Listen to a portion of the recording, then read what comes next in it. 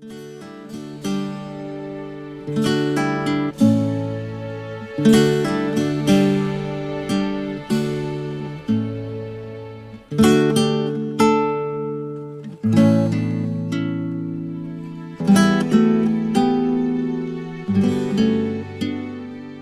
I met Jen, I was looking for a girl who was simple, who shared the same faith as me as a Christian, especially in a public university. It's tough to come across. So when I met her and we had our first date, we talked about that, and it was one of the topics that came up right off the bat.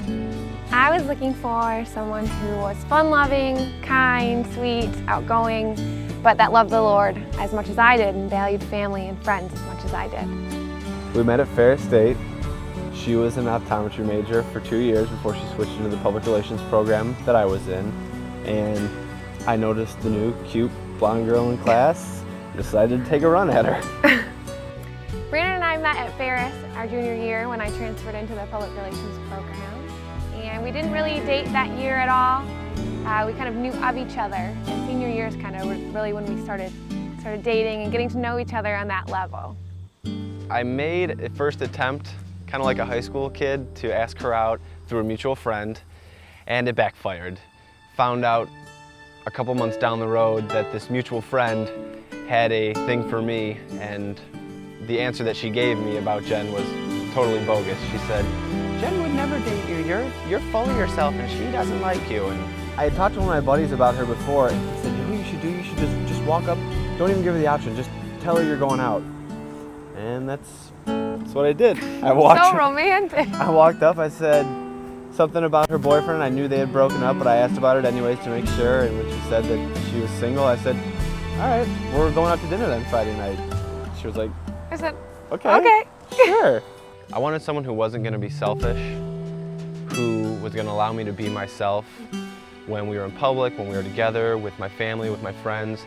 I hadn't had that before, really, so when I had that with Jen, it was, this is what I need, this is what I want, it's what I've been looking for. It was that X factor that I hadn't found in anybody else.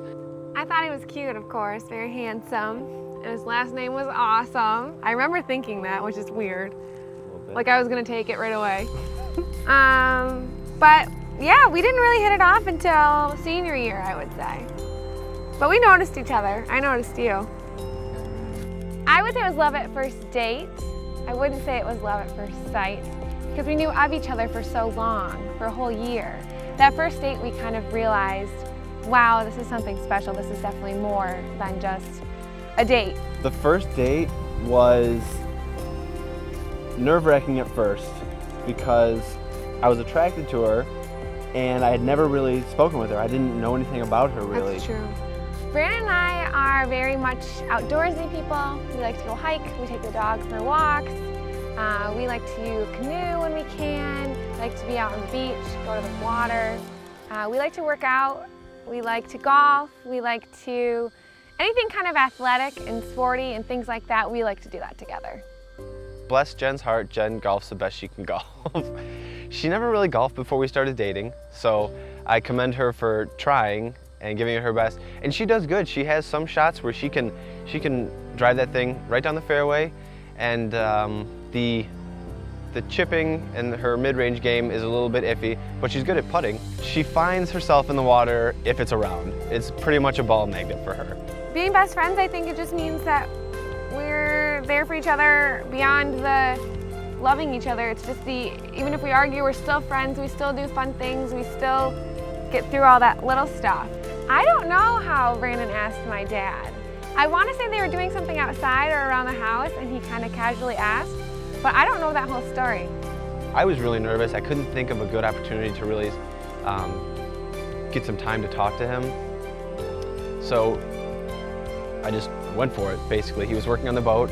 I walked in and said, "Hey Brent, do you have a second to talk?" He said, "I'm busy right now, but in a little bit, sure." So we came back in from playing basketball. Jen and I were watching TV, and I think he had an idea of what I wanted to talk to him about, because he came over to Jen and I and said, "Brandon, can you help me with something?" rather than saying, "What do you want to talk about?" So I went out and we were in the garage and I asked him, I told him, you know, I love Jen, I want to marry her, I want to be with her for the rest of my life, and I want to have your permission to do so. And he told me one of the best single pieces of advice that I'd ever gotten on marriage. He said, Brandon, just know that it happens one time. Plan for a lifetime. That's it. There's no do-overs. Brandon asked me to marry him in Grand Haven at Coast Guard Festival. Every year we go with our families. This year we knew we were going to get married eventually, so we were scouting out some churches. We went to the church that my parents got married in and my grandparents got married in. Jen wanted me to see her grandparents' church where they were married and her parents were married. So I thought, this is fantastic, this is perfect, it's where I'll propose. So I gave everyone the rundown, aside from her mother. Sorry, Lori, but we didn't know if you could keep the secret. And when we were in there, looking around at all the things and where we could put decorations, Brandon pulled me away from the group and got down on one knee and asked me to marry him. And all the family was around and everybody was excited. My mom was off in a different area looking at something else. Oh, look at this. She kind of almost missed it, but it was awesome. It was great. It was just what I wanted with family and friends around. The plan was for everyone to walk with us and then kind of just stop gradually, and we would keep going, and when she realized no one was with us, I would propose. It didn't go that smooth. We walked, as soon as we got into the sanctuary, everyone stopped immediately, and Jen and I kept walking, and I kind of looked back like, okay, I guess it's now or never, I got to do it. So I walked with her for a while. I told her how much I loved her and that I didn't want to be with anybody else but her. And before she started to bawl uncontrollably because she knew it was going to happen, I got down on one knee and I asked her to marry me. And she didn't say yes right away. She cried for a while. I asked her, I said, so yeah? And she was, oh, of course. Our photographers that we had, i.e. our parents, and it's not their fault, the small window where I was on my knee was missed because when we walked into the sanctuary of her grandparents' church where I proposed, everyone was shuffling around. No one knew when I was going to propose exactly. So when the moment came, everyone was fumbling for cameras, and I guess I could have stayed down there a little bit longer, but she started to cry and I wanted to give her a hug. And that's my story. I'm sticking to it. I don't want to say my parents love Jen more than me, but it's a close second. It's tough not to love her because she's so sweet and she's got a great bubbly personality. They love her. Ever since they knew that this was going to be something so different and so special, and they just love him like he's their own son.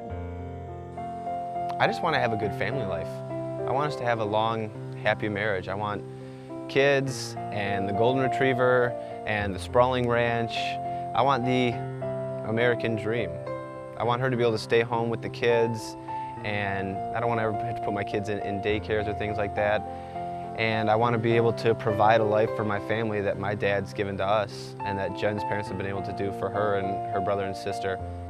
I think Brandon and I met each other at a time when we needed each other, but we didn't know it. And we didn't know that we were looking for that other person. And we came into each other's lives at the perfect time and just hit it off right from the get-go. And ever since then, ever since that first date, we just knew it was something so different than something we've ever had before. And so dating that whole last year of college and getting to spend that last year of college together and do those fun things and be with the fraternity and be with my friends and get to do all that stuff, that was great. And then after that, kind of entering the real world together and being supportive for each other, put us through a lot of good things that we really knew that this was the person for me and this is who God created for me. I hope she doesn't get upset about this.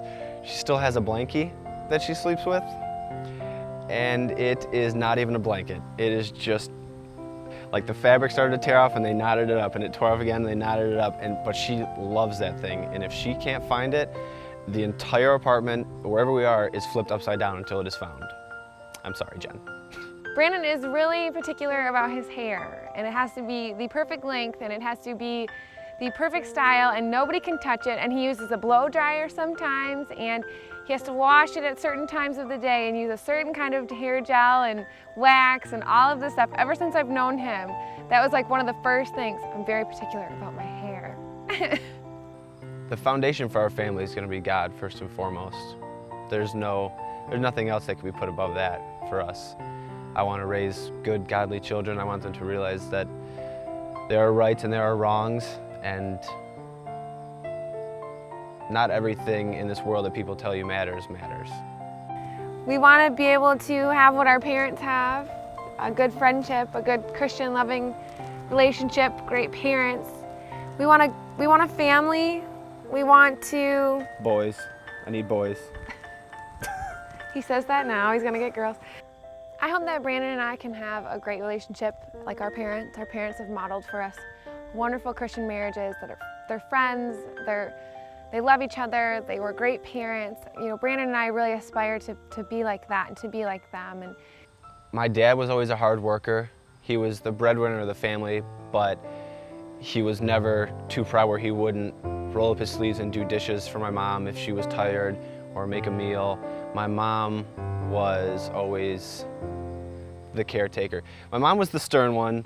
My dad was the friend because he worked all the time and he didn't want to discipline you later on. Our morals and our values and the things that we believe all come from that. Our parents didn't just preach what was in the Bible. They showed us. They lived it every single day, and they showed us through their actions and through their love to us and their love to each other what marriage should be like, what family should be like. And so we're so grateful to have that experience and that role model. One of the most important things I got out of my parents' marriage as I saw them together was that they loved each other unconditionally, regardless of small arguments and things like that. It was never anything that affected their overall relationship together. I think we both had great examples set by our parents of what great marriages are, and they're both rooted in their relationship with Christ. We just want to be best friends and stay in love and stay happy and work hard at whatever we have to work hard at, but just, you know, be together and be happy and have a wonderful family and life together. In our marriage, God will come first. God will be the center. God will be what connects us, keeps us together, being friends. I just want to thank my family and friends for being here for Brandon and I, and for giving us so much love and showing us so much kindness and being with us on this journey. I feel so blessed to have so many wonderful people around me. Something that we've always wanted to do is set a good example of what Christ's love can be in a relationship, regardless of age. If you're 24, 25, or 45, 55, it doesn't matter. It's that love that you have for each other and that you have for other people. We want that to show through our relationship together and for other people to see that. Brandon, I just want to tell you that I love you so much. I'm so excited to be where we are tonight and be with our friends and our family and celebrate this great thing. I'm so grateful for the man that you are and for who God created you to be. And I'm just so happy to spend the rest of my life with you.